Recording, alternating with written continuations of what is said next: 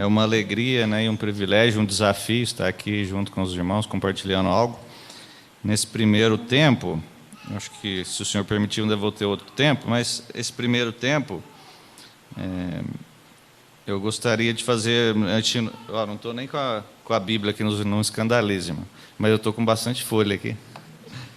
Mas é porque é o seguinte, o Senhor tem nos ajudado ali em casa e nós temos lido, eu, a minha esposa e minha filha, várias biografias de vários irmãos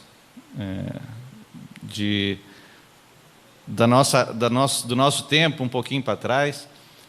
Eu até comprei uma coleção, incentivo os irmãos, se puderem adquirir. Eu tenho uma coleção da Shed Publicações, que eu acho que estão em 10 volumes agora, eu acho que eles estão publicando até mais. Chama Heróis Cristãos Ontem e Hoje. Então, eu vou compartilhar e citar um pouco da história aqui de um desses irmãos. Deixa eu ver, eu acho que o livro está até aqui. Pega ele para mim, Lucas, dentro da minha mochila, por favor. Tem 3 livros, acho que é um é o do Adoniran. Isso, obrigado. É esse aqui, ó, que eu vou compartilhar um pouco com os irmãos hoje. Contar um pouco da história desse irmão. Não vou contar, eu até anotei bastante coisa, mas se eu contar tudo também, depois os irmãos não vão querer ler, né? Então, eu não vou contar tudo, eu vou deixar algumas coisas aqui para os irmãos depois lerem. Mas eu vou contar um pouco sobre a história desse irmão. E como Paulo fala em muitas de suas cartas, ele sempre lembra, né, de outros irmãos, dos seus cooperadores, irmãos que, como ele fala, alguns chegaram à beira da morte por causa do Evangelho, né? Alguns, como ele, como os discípulos, chegaram até a morte, né? E pagaram um alto preço por seguir a Cristo, né?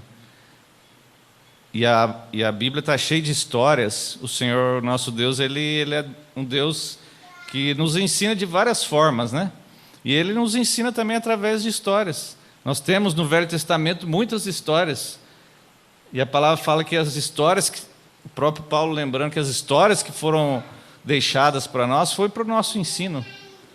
Então nós vamos contar também a história desse irmão aqui, não apenas para, que maravilha, nós vamos idolatrar esse irmão, não, irmão. Vendo que ele foi um irmão como nós, de carne e osso, mas foi um irmão fiel ao Senhor.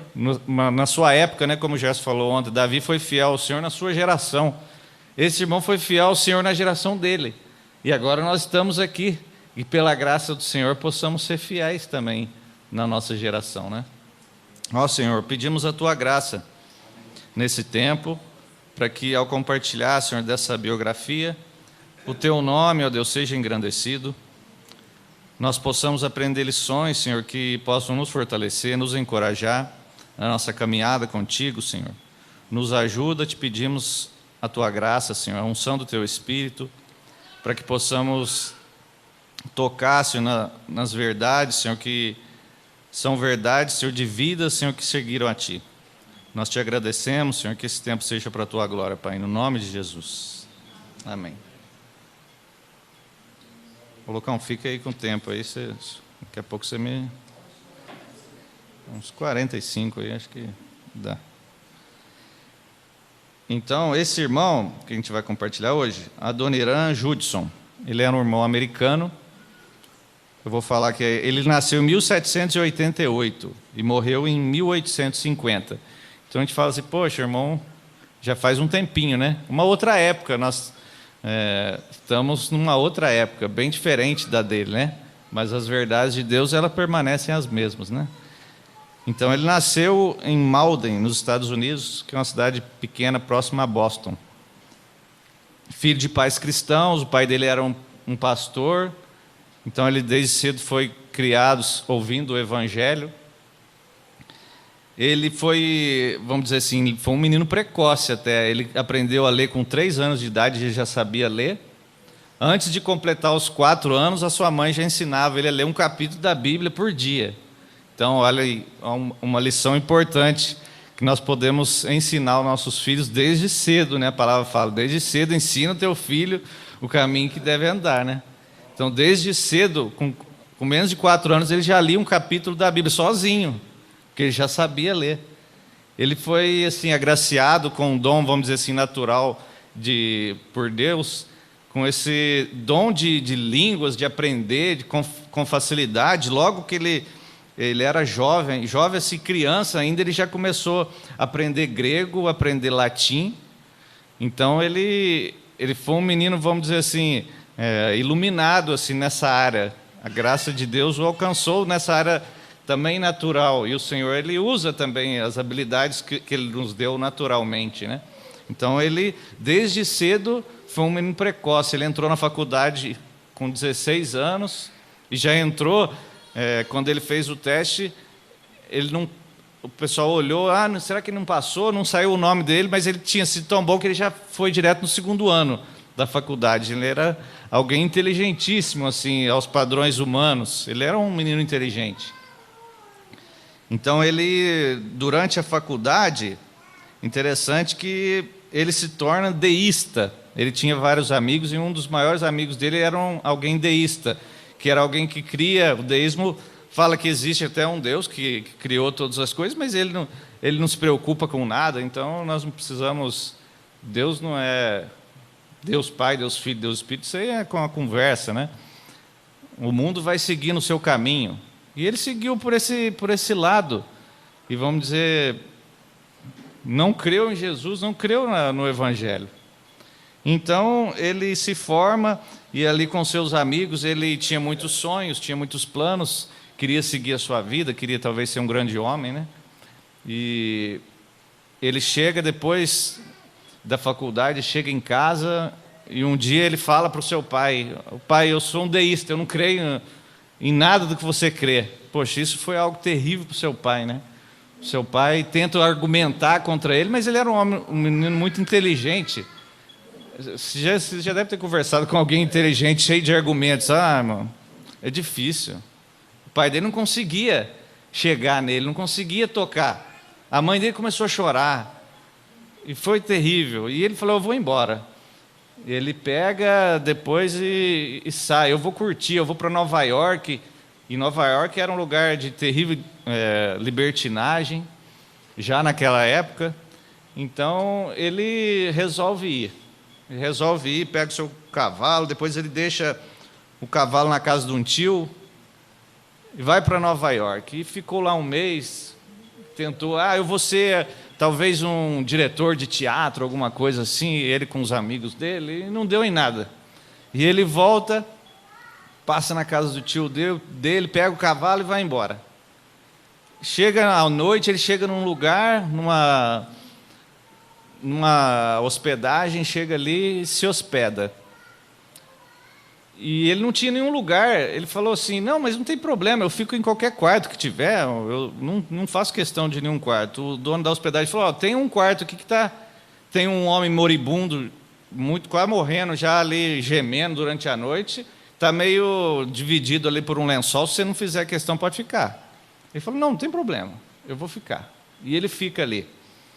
E naquela noite, aquele homem gemendo e com terríveis dores, ele ali não conseguiu dormir, apesar de estar cansado. Ele fica imaginando: poxa, o que esse homem... Quem que será que é esse homem? O que se passou na vida dele? Será que ele conseguiu os seus planos? Será que ele avançou? Será que ele conquistou tudo que ele pretendia?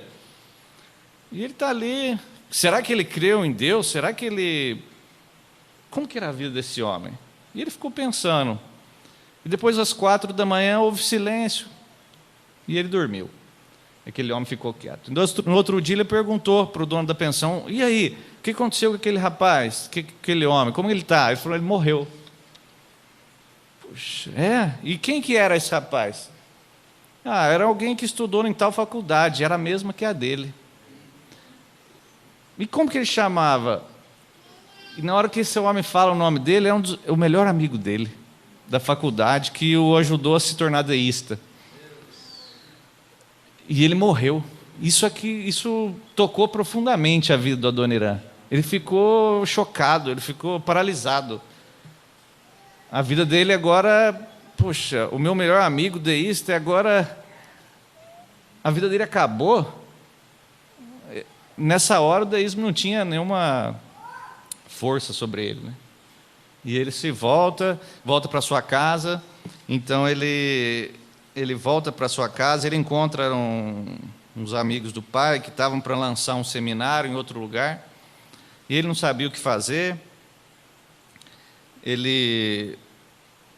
Depois de um tempo, ele foi ser professor na cidade dele.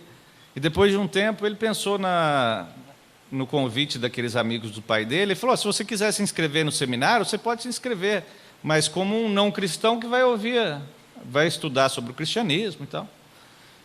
E depois ele aceitou. Ele não queria ser professor, ele foi para o seminário. E ele estudou a Bíblia, estudava lá em hebraico, grego. E depois de 2 meses ele realmente falou assim: realmente a palavra de Deus é verdadeira. E ele creu no Senhor. Ele tinha mais ou menos, deixa eu ver aqui, 1808, 20 anos de idade mais ou menos, ele creu no Senhor.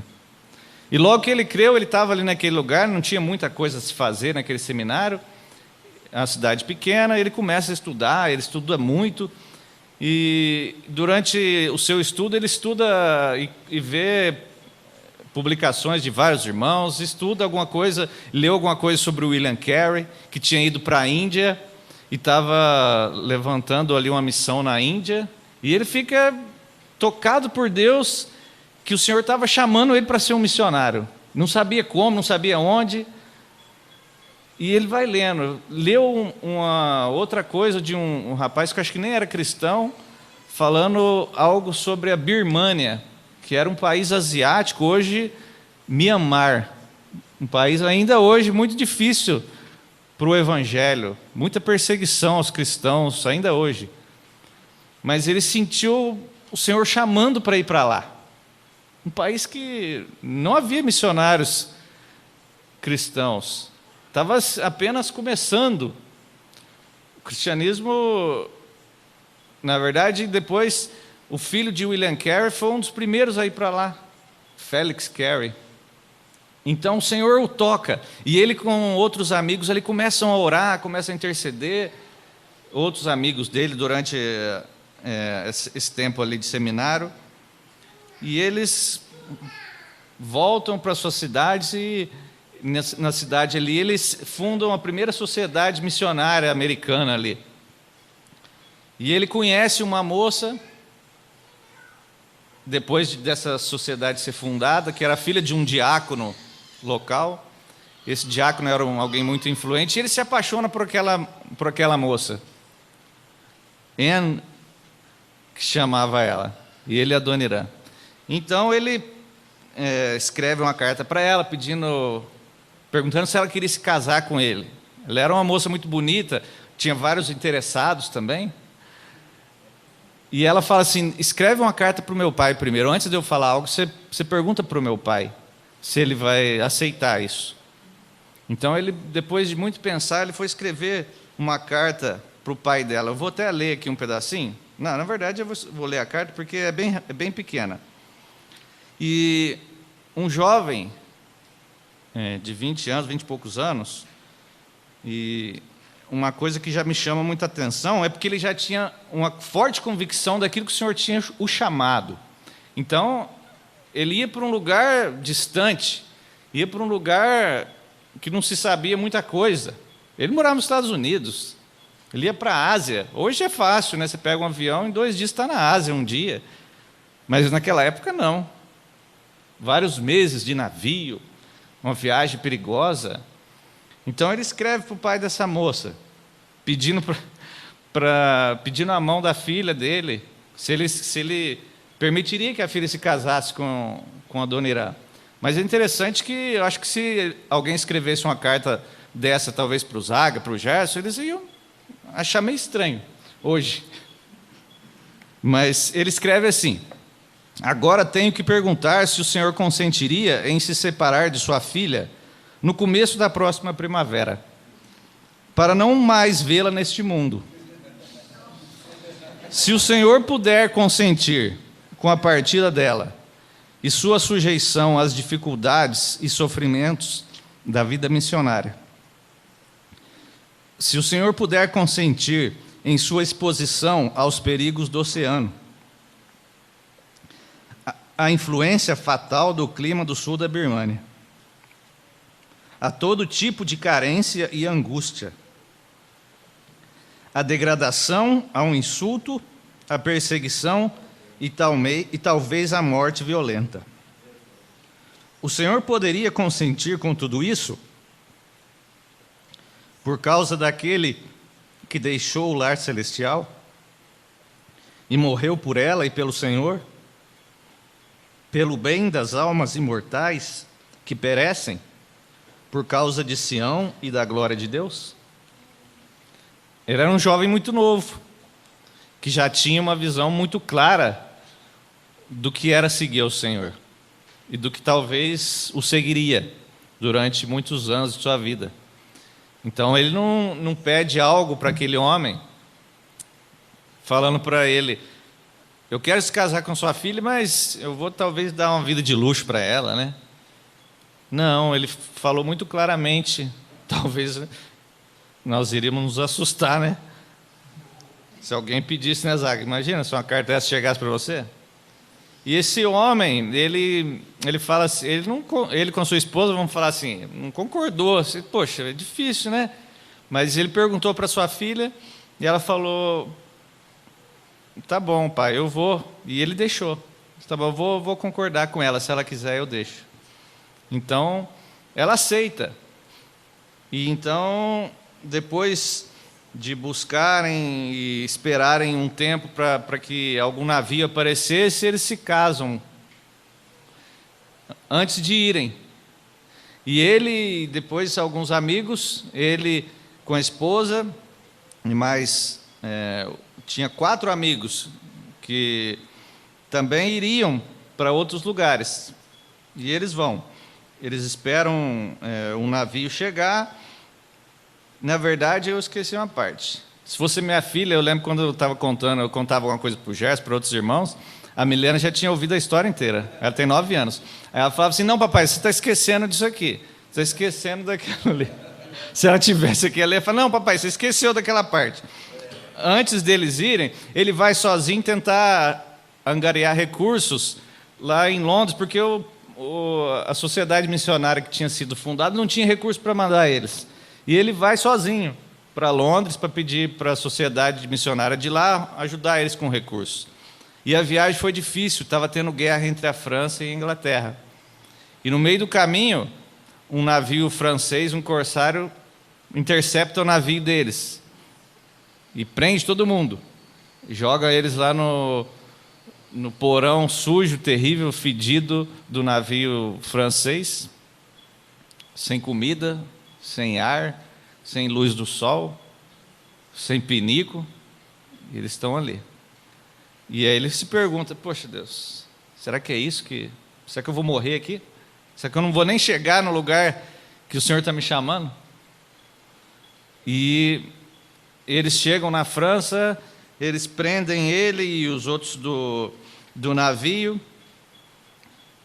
e durante o tempo ali da viagem, o médico descobriu que ele sabia latim, ele até soltou ele um pouquinho, mas na hora de voltar, na hora que o navio chega ali na França, ele vai junto com os outros, com a tripulação, para ser preso, e ele vai preso.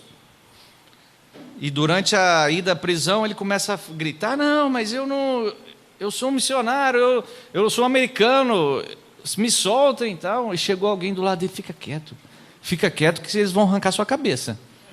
E ele ficou, e ele falou: me ajuda, eu sou um missionário, eu não sou britânico, eu não estou em guerra com os britânicos, né? Não com os americanos, sou americano. E esse homem falou: eu vou tentar te ajudar. E ele vai preso. Ele está orando e está numa prisão muito ruim também. E é interessante que ele está ali de noite e chega um homem lá com uma capa grande assim, ele entra na prisão. E a dona Irã viu que era o mesmo homem que estava do lado dele. E então esse homem pede para alguém, para o rapaz que estava ali conduzindo, mostrar as pessoas ali. Ele olha, chega nele, ele também fala: não é esse não. Mas ele percebeu o homem, como se deu um giro assim, e aquela capa era maior, era um pouco grande. O Adoniram pensou, não é possível, esse homem está muito ousado, que plano é esse? Mas ele percebeu, ele entrou debaixo da roupa desse rapaz e foi seguindo atrás dele. Passou pelo primeiro guarda, ouviu depois umas moedinhas caírem, esse rapaz o libertou. Libertação de Deus, né? Deus é tremendo. Quando Ele está na obra, irmão, não tem prisão que detenha os homens de Deus, né?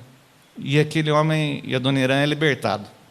Então ele volta, depois se casa e vão primeiro para a Índia. E durante essa viagem, foi uma viagem muito difícil. E na ida, eles chegam na ilha da França, e aí o outro amigo dele, que era Samuel Neal, a sua esposa estava grávida durante esse tempo. A esposa dele era uma moça que já tinha tido tuberculose, meio fraca de saúde, e quando ele e a sua esposa, Adoniram, encontram com esses dois, na verdade com Samuel, na ilha de França, que eles decidiram se separar para chegar nos seus destinos, ele estava pálido, Samuel. E o que foi, Samuel? Aquela moça era muito amiga da esposa dele, Diane. Samuel fala, a minha esposa teve o bebê e depois de uma semana o nosso filho morreu. E ela também morreu. Isso foi terrível para eles. Para Anne, ela ficou arrasada. Mas esses irmãos prosseguiram. Depois esse irmão volta e eles chegam, antes de chegarem, eles param depois na Índia, conhecem William Carey, foi um grande homem de Deus, teríamos que ter um outro tempo para falar dele, foi um grande homem de Deus que Deus tremendamente usou na Índia. E ali quando eles chegam, a Companhia das Índias Orientais começou a perseguir eles ali na Índia. E eles vão por várias cidades, até que eles encontram um navio, para onde? Para a Birmânia. Deus providenciou um navio para eles irem para a Birmânia. E a Adoniram falou, é a hora, agora nós vamos, o Senhor está enviando a gente para lá. E eles foram, eles dois, sozinhos para a Birmânia. No meio da viagem, uma viagem difícil também, eles chamam uma amiga, uma pessoa lá para ajudar Anne, porque ela já estava grávida também, e eles foram viajar, ela grávida agora para a Birmânia. E essa pessoa que foi ajudá-los, na primeira semana, ela tem um ataque lá, fica muito ruim e morre no navio. E aí eles foram sozinhos. E chega no meio do caminho, a bebê deles ia nascer no navio. Não tinha ninguém para ajudar, e ele foi ajudar também. E o neném nasceu morto. O neném já nasceu e já estava morto. Isso foi muito duro para eles, né? Eles já iam chegar ali, já sem o primeiro filho. Então, uma lição muito grande também que eu vejo, assim, esses irmãos tiveram muitas lutas. Às vezes a gente reclama muito, né? Nós muitas vezes não sabemos. Alguns já sabem o que é isso, né? Eu não sei, pela graça de Deus, o que é perder Minha esposa perdeu um neném, mas ainda estava bem no começo da gestação. Já é algo terrível. Um bebê nascer morto, eu creio que deve ser muito pior. Então, eles mesmo assim, eles vão. E para a gente ver como são homens como nós, eles chegam ali e a oração que eles fazem quando eles chegam a Rangoon, ela já estava muito, muito doente. Ela já chega e teve que ser carregada, de tão doente ela estava. Foi uma viagem difícil, era uma viagem de navio de vários meses que eles ficavam, né? A oração deles, que eles chegam lá em julho de 1813. Deus, nós nos recomendamos a Ti e pedimos que em breve nos leve para o céu, onde os ímpios cessam de perturbar e os cansados encontram repouso. Isso é uma oração de alguém com muitas lutas, muitas dores. Ele estava apenas chegando no campo missionário, chegando em Rangoon, na Birmânia. E o Senhor dá graça para eles. Eles chegam lá, encontram o filho de William Carey, Félix e sua esposa, 3 filhos. Começam a aprender a língua. E é interessante que eles estudavam 12 horas por dia, 6 dias por semana, para aprender a língua, o birmanês. Então a gente acha que, hoje algumas pessoas acham que para ser missionário é só não ter o que fazer, né? Quem sabe não tem uma profissão, não tem algo, então vai ser missionário, vai falar de Deus para as pessoas, coisa que é algo simples, né? Mas a vida deles foi uma vida consagrada a Deus. Então eles tinham que aprender a língua. Como que você vai falar para alguém sobre o Evangelho, você não sabe falar a língua? E ele tinha facilidade, ela também, mas um trabalho duro. Aprenderam a língua. A língua era depois dos irmãos, eu não estou com o computador aqui, mas depois os irmãos vêm. Era uma língua tipo, meio daquele lado asiático, meio islâmico, cheio de desenhos.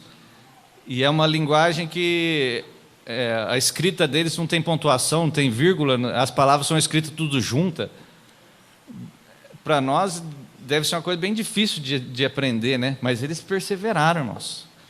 E logo depois de um tempo eles já começaram a conseguir se conversar com as pessoas.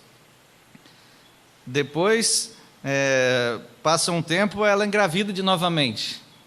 Tem um filho e chama ele de Roger.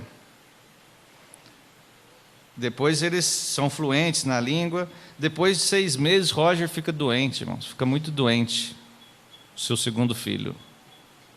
E ele morre também, com 6 meses. As coisas nem sempre são fáceis, né? Mas esses irmãos permanecem, irmãos. Esses irmãos permanecem ali. Eles conhecem o governador da cidade, a esposa dele fica amiga deles. E eles se passaram 4 anos ali, depois chegou um outro casal para ajudá-los. Aquele país é um país muito budista, de tradição muito budista. Então eles tinham muitas dificuldades, passaram 4 anos ali e ninguém cria no Senhor. E eles pregando o Evangelho, eles começaram a escrever pequenos panfletos sobre o Evangelho. Veio um amigo dele que sabia tipografia, começaram a imprimir, entregar para as pessoas, mas eles não criam. E então ele perguntou uma vez para um amigo dele que ensinava ele birmanês, mas passaram 4 anos, ele pergunta, mas antes disso, alguém lê os seus escritos e chega lá para ele, mas quanto tempo que vai para eu reconhecer, para eu crer em Jesus, para eu conhecer essa religião? Eu quero mais escritos. E ele tinha começado a traduzir o livro de Mateus, os evangelhos, e ele dá 5 capítulos lá que ele tinha, e aquele homem sumiu. E ninguém cria. E certa vez ele conversou com alguém, com o seu professor lá, mas as pessoas não creem. E ele falou, olha o que ele fala para Dona Irã, ele fala assim, nós somos da Birmânia, o país dourado, todos são budistas, só uns poucos são hindus como eu. As coisas aqui são dessa forma, sua religião pode ser boa para os estrangeiros, mas não para nós. Nós somos birmaneses, olhem à sua volta. Você vê um único cristão nativo em toda a Birmânia? Não. Mesmo que sua religião fosse mais verdadeira que a nossa, nosso povo preferiria morar no inferno com sua família a habitar sozinho no céu. Oh, irmãos, que coisa terrível. Esse é o inimigo falando, não, aqui ninguém vai se converter não, Dona Irã. Você pode ficar aqui que, esquece. Então um dia ele pensando, ele falou assim, poxa, ele descobriu, William Carey mandou uma carta para eles, ele tinha descoberto que tinha alguns cristãos birmaneses que viviam em Chittagong, em um outro lugar, perto lá da Índia, um pouco para frente, ele fazia fronteira com a Birmânia. Ele fala assim, eu vou lá trazer alguns cristãos da Birmânia para mostrar para eles aqui que um birmanês pode ser cristão. E ele vai, ele descobre que apareceu um navio lá que ia e voltava direto. Nunca tinha acontecido isso. Ele falou, eu vou. E ele vai, irmãos, era para ser uma viagem de uma semana. Não, um mês, e de volta. Ah, irmão, mas não foi. Muitas lutas, muitas dificuldades, veio a tempestade, eles passam por grandes dificuldades no mar. Depois de quase 3 meses já tinha acabado a água, já tinha acabado a comida, a dona Irã estava muito doente, à beira da morte. E eles foram parar lá na Índia. Ele falou que o rapaz que estava dirigindo o navio também era muito ruim, era um capitão muito ruim. Mas eles chegam lá na Índia com muita dificuldade. Ao desembarcar, ele escreve um bilhete: se algum britânico aqui, venha me ajudar para me enterrar, porque eu vou morrer. Ele chegou à beira da morte, nessa vez. Então, ele desembarca, algum britânico chega, pega ele, leva ele, dá comida, ele descansa um pouco, ele recupera a sua força, e depois ele queria voltar para casa. Sua esposa já estava lá 3, 4 meses sem notícia dele. Falava para ele: rapaz, vai uns 2, 3 meses para vir outro navio para você voltar para lá. E ele espera e volta. Depois de 7 meses, uma viagem que era para durar ele volta para casa, sem os cristãos birmaneses. Muita luta, irmão. E na hora que ele chega, tinha acontecido dificuldades ali, mas eles continuam. E a dona Irã continua avançando na tradução do Novo Testamento. E aí eles compram depois um terreno, começam a construir chegou mais missionários para ajudarem eles.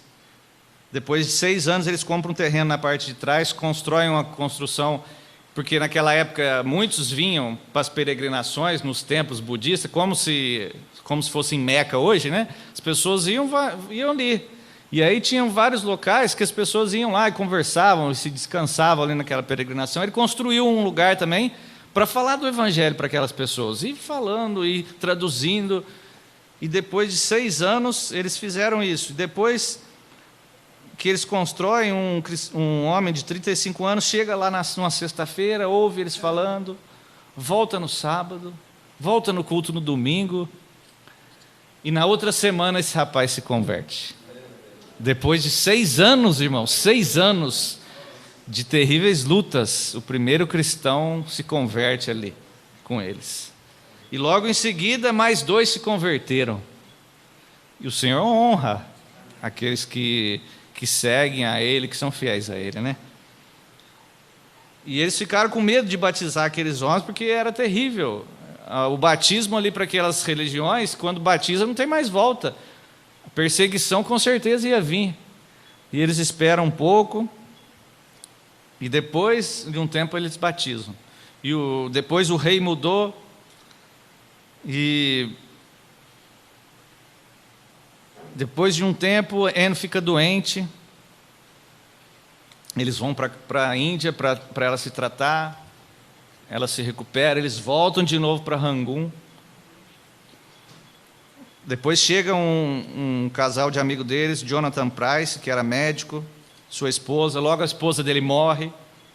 Ele fica sozinho lá. Ele era um bom médico. Depois o rei chama ele para ir para a cidade real. Ele curava, ele fazia cirurgia de catarata, esse irmão. Então ele ficou famoso lá e o rei chamou ele. E depois a dona Irã continua trabalhando. Chega mais missionários. E a dona Irã então vai para a cidade lá do rei, junto com aquele doutor. Eles ficam lá um pouco. E aí entra uma guerra entre a Birmânia e a Inglaterra. Uma guerra, e eles não sabiam o que fazer. E ele tinha um amigo, a dona Irã, quando ele estava já na cidade real, junto com seu amigo lá, o Dr. Price. Ele tinha um outro amigo que ele tinha ido para lá para ganhar dinheiro, para trabalhar. Ele era um negociante e ajudava também a Dona Irã com as ofertas que vinham da sociedade, lá dos missionários lá dos Estados Unidos, trocar dinheiro, ajudar nesse sentido, né? Eles ficaram amigos. E depois da guerra, esse homem é pego, ele chamava de Henry Goger, é pego e é preso, taxado como um espião. Mas logo descobriram alguns registros, alguma coisa, que ele deu um pouco de dinheiro também para a Dona Irã. Mas quem quer acreditar que era coisa relacionada à missão, ao evangelho? Então a Dona Irã logo foi preso também. Chegam na casa dele, o esmurram e o prendem na frente da sua esposa, que estava grávida novamente, seu terceiro filho. Então ele vai preso. E ali, na prisão, a chamada prisão era a prisão da morte. Terrível prisão.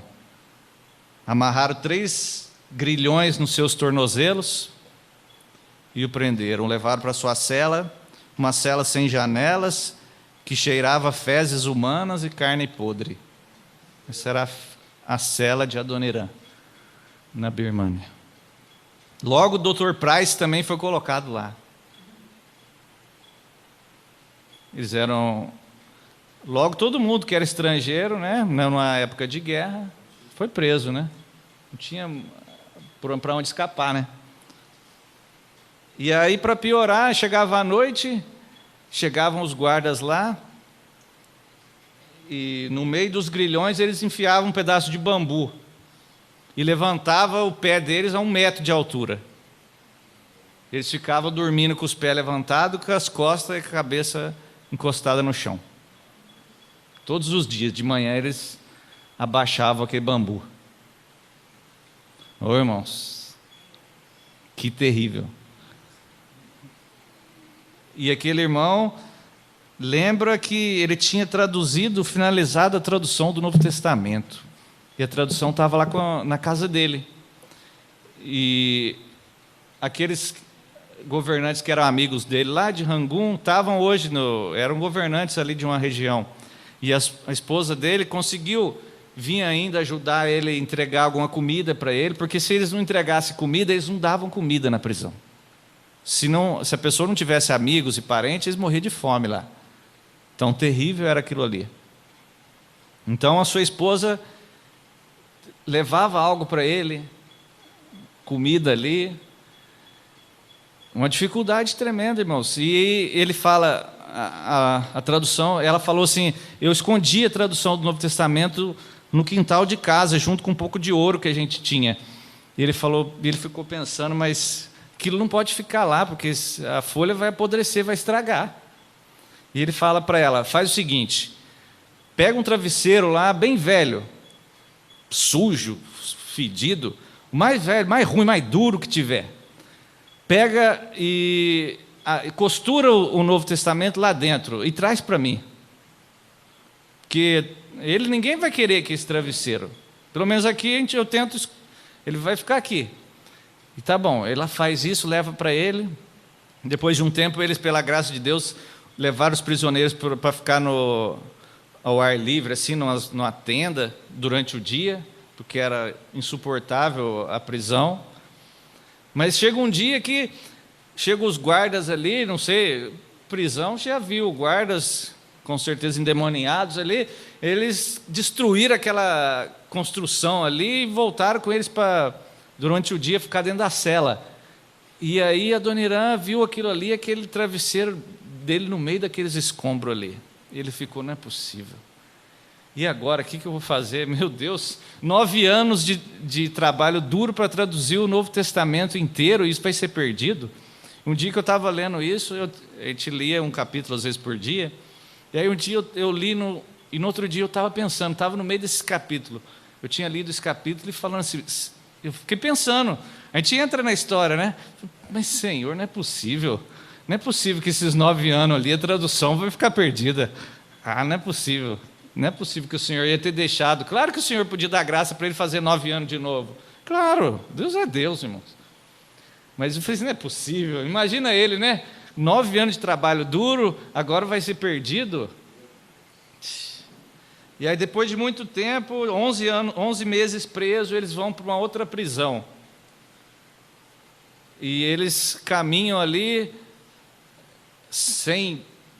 descalço, no chão quente, caminham um pouco de tempo, e aí um amigo, um servo do amigo dele, durante o caminho, ele com o pé tudo arrebentado, cheio de bolha, sangrando, o servo do amigo dele chega, tira o turbante dele, desamarra ali, rasga, enfaixa o pé dele, do seu amigo, e ele começa a chorar, irmãos, porque ele fala assim, que ele estava desacostumado com os atos de bondade humana. Puxa vida, irmãos. Lugares que eu lembro de uma outra biografia que eu li, Haralam Popov, era um pastor búlgaro, que foi preso também, só que esse irmão ficou preso 14 anos, e ele fala ali que aquelas pessoas eles perderam tanto senso de humanidade que eles eram piores do que os animais. Eles tratavam as pessoas piores do que os animais. E é mais ou menos isso aí, não muda, só muda o lugar, né? Mas o diabo ele é tão terrível que ele aprisiona as pessoas, elas, sem Deus, elas ficam piores que os animais, entregues à maldade, e a gente não tem noção de onde chega a maldade humana, né? Então ele se desacostumou com a bondade. E ele vai preso, ele leva eles para um outro lugar, eles acharam que ia ser morto, ele vai preso ali para um outro lugar, chega lá, eles acorrentam ele, mesmo esquema, pé para cima, mosquito, porque não tinha telhado, os mosquitos comiam eles vivos ali, era agonia pura. Nós às vezes reclamamos que tem um mosquitinho, né? Eles com o pé para cima e o mosquito pegando o pé ali, sem poder nem se defender. Irmãos, quanto sofrimento. E depois de quase 1 ano e meio, e aí ali a sua esposa o encontra também. E aí um servo também daquele amigo dele, leva para eles biscoitos, peixe, e Anne, a sua esposa, fala para ele que estava 2 dias sem comer, e a sua bebê havia nascido, 3 meses, e ele achou, ela vai morrer também, aqui vamos todo mundo morrer. E passa um tempo, e depois de 1 ano e meio, mais ou menos, a guerra termina, e eles são soltos, pela graça de Deus, não havia ninguém ali para traduzir os tratados ali de paz, tal, chamam ele e o seu amigo, e ele vai traduzir, tem um pouco de paz. E aí depois, eles se mudaram, e durante esse tempo, depois que ele se muda, depois ele encontra alguém, um amigo dele, um cristão, na verdade, que acompanhava ele, que tinha ido para outra cidade junto com ele, fala assim, não é possível, eu quero encontrar alguma coisa desse meu amigo, do meu irmão, e chega na prisão, ele acha o travesseiro jogado lá fora. Deus é bom, irmãos. Ele guarda aquele travesseiro, e na hora que ele descobre, ele fala, puxa, tem um Novo Testamento aqui dentro. Depois devolve esse Novo Testamento para ele. Depois vem outros irmãos missionários para ajudar a imprimir. Depois eles vão para uma outra cidade, e depois ele é chamado para traduzir alguns tratados comerciais ali, e ele vai, procurando... eles falaram para ele, enganaram ele, que talvez num dessas cláusulas eles deixariam que o evangelho fosse pregado, tal, e ele foi. E durante aquele tempo a sua esposa, ele recebe uma carta que a sua filha Mary estava muito doente e que talvez não chegasse aos 2 anos. E aí logo chega outro casal de missionários, e ele estava lá, longe de sua esposa. Depois a esposa, ele recebe uma carta um dia com um selo preto. E ele lê aquela carta, e na hora que termina a carta, a mensagem dizia que a senhora Judson não existia mais. a sua esposa faleceu. Ô, irmão, que terrível foi para ele aquele dia. Ele ficou desorientado, triste. Mas ele prossegue, irmão. Chega outro casal. 6 meses depois, a sua filha Mary morre também. Uma sequência aqui de morte, irmão. Mas esse irmão está ali, firme. Apesar das lutas. Logo, um tempo depois, ele recebe uma carta da sua mãe que o seu pai havia morrido. E logo em seguida, que o seu irmão mais novo, de 35 anos, também. Em pouco tempo. E ele entrou um pouco em depressão, irmão. Tanta morte, tanta luta. E chega depois, um tempo, outros missionários, e ele, pela graça do Senhor, se levanta e começa de novo a traduzir o Velho Testamento que ele já tinha começado. E aí, ele se muda novamente, e depois, em 1831, nos primeiros 9 anos, 18 convertidos, muita luta. Depois, em 1831, 217 pessoas foram batizadas. Deus honra aqueles que se entregam à sua obra. E nos 30 meses seguintes, ele decidiu: eu vou terminar a tradução do Velho Testamento. Mas esse irmão era um irmão tão dedicado que ele poderia traduzir do inglês, era americano. E seria muito mais fácil e muito mais rápido. Mas ele decidiu, e fazia isso 6 dias por semana. E ele decidiu traduzir 30 versículos por dia. Mas ele traduzia do grego e do hebraico diretamente. Para ser mais preciso. Ele era um irmão dedicado, irmãos. E logo depois ficou 6 anos solteiro ali trabalhando. E um outro casal de missionários que havia ido trabalhar num outro lugar. No meio, como se fosse de uns índios, o marido dessa irmã morre, morreu o filho também, mas essa irmã fica lá 3 anos ainda sozinha lá. Depois ele termina a tradução do Novo Testamento, já tinha traduzido, termina do Velho. Essa irmã o parabeniza, eles começam a trocar cartas e logo eles se casaram também. Ele pede ela em casamento, ela viúva, ele também. Ele com 45, ela com 30 anos. Eles se casam. E eles têm vários filhos. E depois eles continuam trabalhando, continuam avançando ali com a evangelização. Vêm outros irmãos, ajudam ele na impressão das Bíblias. E depois, em outubro de 1840, 27 anos depois dele ter chegado lá, ele recebe um exemplar da Bíblia, encadernada. 27 anos depois que ele havia traduzido. E até hoje, nos nossos dias, a única Bíblia em birmanês foi traduzida por Adoniran, e não existe nenhuma outra nesse idioma. Deus usou tremendamente esse irmão, porque a palavra de Deus é o caminho para que as pessoas ouçam e creiam, né? Então esse irmão foi fiel. E ele se casou novamente, tiveram vários filhos.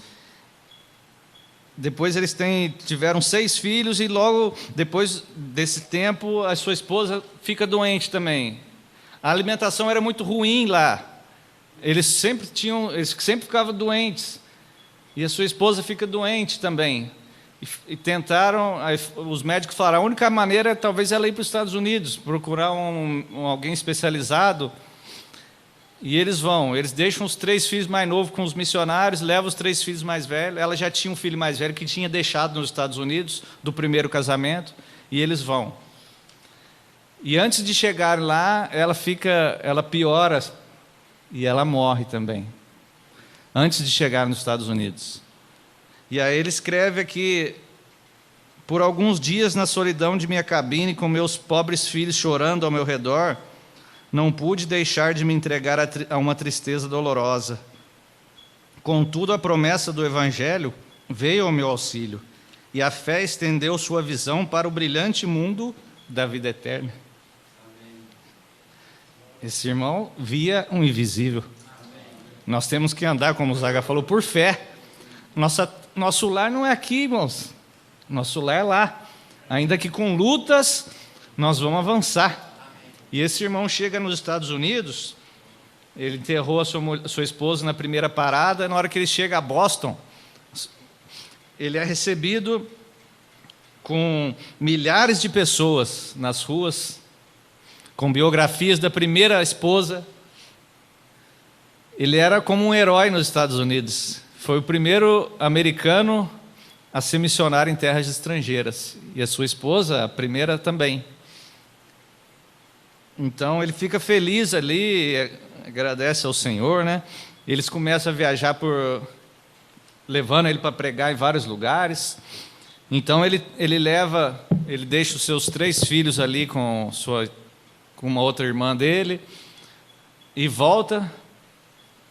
Antes de voltar, o Senhor preparou uma outra esposa para ele. Ele não queria, mas o Senhor preparou uma outra esposa que era uma escritora, e ele, vamos dizer assim, uma coincidência divina, ele encontra o pai dela numa viagem, numa pregação, e começa a trocar, conhece ela, conversa, depois de um tempo se casa novamente. Ele com 57 anos, ela com 30. Muitos acharam aquilo uma loucura, mas ela também foi fiel ao Senhor e foi com ele para cuidar dos filhos mais novos também dele, lá na Birmânia. Então ele volta, depois essa última esposa, Emily, ela concluiu a biografia da sua segunda esposa. Viu? A esposa não ficava assim, né? Essa outra, não tinha nada disso, irmãos, eram irmãos, e eram pessoas que seguiam o Senhor. Se seu marido morrer, ele casar com outro, não fica preocupado não, viu, irmã? Você já vai ter ido, já está na glória. Não preocupa com ele se ele ficar aqui, o Senhor vai cuidar dele, viu? E as irmãs também. Então, ele, depois de se mudar ali, ela fica grávida.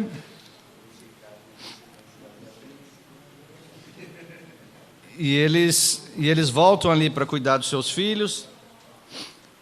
Ela fica grávida, depois ela conclui a biografia da sua segunda esposa. E depois de um tempo, a saúde do Adoniran ficou muito ruim. Ele também, depois da sua segunda prisão, 1 ano e meio preso ali, ele tinha cicatrizes terríveis nos seus tornozelos, que foram até o final de sua vida, né? Por tamanho sofrimento.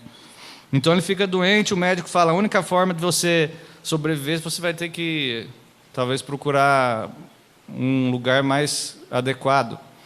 E ele fala, eu vou tentar. Então ele vai de navio, e depois de 9 dias ele fica muito ruim no navio, e ele falece naquele navio, tentando se curar, né? Mas o Senhor não permitiu, o Senhor o levou. Foi enterrado ali, o seu caixão foi lançado ao mar, e ele morreu com 61 anos de idade. 10 dias depois, Emily, que é a sua esposa, deu à luz seu segundo filho, que morreu no mesmo dia do nascimento. 4 meses depois, ela recebeu a notícia que seu marido tinha morrido. Que hoje não é, naquela época não era como hoje, né? As coisas chegavam rápido, lá era demorado. Então ela volta para os Estados Unidos para cuidar do filho dela e os outros 2 filhos dele. E depois de 2 anos e meio ela também morre de tuberculose. Muito jovem, né? Mas já sofreu bastante também, né? E aí os seus filhos, apesar dos seus 3 primeiros filhos do primeiro casamento não terem passado dos 2 anos, ele teve outros filhos com a segunda esposa que chegaram à vida adulta, né? A vida adulta. As 3 crianças que Emily trouxe para a casa da Birmânia viveram até a idade adulta. Henry lutou pelo exército da União na Guerra Civil. Edward se tornou pastor. Emily Frances, a única filha de Emily, tornou-se esposa e mãe. As 3 crianças que Adoniran tinham deixado na América também prosperaram. Uma se tornou diretora da academia, Bradford. Adoniran Jr. se tornou médico e Elnathan pastor. Então, e depois numa outra biografia que está no Heróis da Fé, que é uma biografia reduzida do Adoniran, eles escrevem assim, no começo do trabalho na Birmânia, Judson concebeu a ideia de evangelizar por fim todo o país. A sua maior esperança era ver durante a sua vida uma igreja de 100 birmaneses salvos e a Bíblia impressa na língua desse país. No ano da sua morte, porém, havia 63 igrejas e mais de 7.000 batizados, sendo os trabalhos dirigidos por 163 missionários, pastores e auxiliares. Então, Deus, ele é fiel, né? Esse homem foi um homem fiel, foi um homem que a gente pode aprender a perseverança, que no meio da luta, você olha para frente. Tem luta, tem às vezes até depressão, tem dificuldade, irmão. Mas o nosso destino é aqui. Quando nós chegarmos lá, nós vamos conhecer esse irmãozinho também, que desde muito cedo entregou a sua vida ao Senhor e foi fiel. A chance desde os mais novos até os mais velhos, né? Para servirmos a Deus, que nós possamos perseverar em segui-lo, sabendo que o Senhor honra aqueles que se entregam a Ele, né? Que são fiéis a Ele. Ele, no começo de sua vida, ele nem imaginava, né? Tudo que ia acontecer. Talvez se ele olhasse, o Senhor não deixa a gente olhar muito na frente, porque às vezes a gente se assusta, né? Nossa, se foi isso que eu vou ter que passar, é melhor não ir, não. Mas o Senhor dá graça, irmãos. Ele é, como ouvimos, é o Deus de toda consolação. É o Deus que no meio da luta traz alegria, traz graça. Possamos ter aprendido algo, né, com a vida desse irmão, e possamos ver que irmãos não tão distantes de nós também foram fiéis, como aqueles discípulos lá do começo, como tantos outros, né? Senhor, te agradecemos pela tua graça. Nos ajuda a sermos fiéis e a perseverarmos, Senhor, até o fim. Sabendo, Senhor, que aqueles que perseverarem, Senhor, que forem fiéis, que te amarem, Senhor, receberão a coroa quando o Senhor voltar, ó Deus. Nós queremos olhar, ó Pai, para o teu Filho, que é aquele que suportou tudo por nós, e nos entregarmos, Senhor, e vivermos, Senhor, para levar a tua palavra àqueles que não te conhecem. Nos dê um amor pelas almas, Senhor, como de Adoniran e como de outros tantos, Senhor, que perderam as suas vidas, entregaram todas as suas vidas para alcançar, Senhor, muitos. Nos ajuda também, Senhor. Tira a nossa cegueira espiritual, que nós não possamos dar tanto valor à nossa vida aqui, Senhor, mas possamos olhar para a eternidade, Senhor, que é onde realmente o Senhor deseja estar conosco. E lá sim nós vamos ter paz, alegria e tranquilidade, Senhor, na tua presença. Nos ajuda a perseverar, Senhor, mesmo nas lutas aqui, com os olhos em ti, Pai, no nome de Jesus. Amém.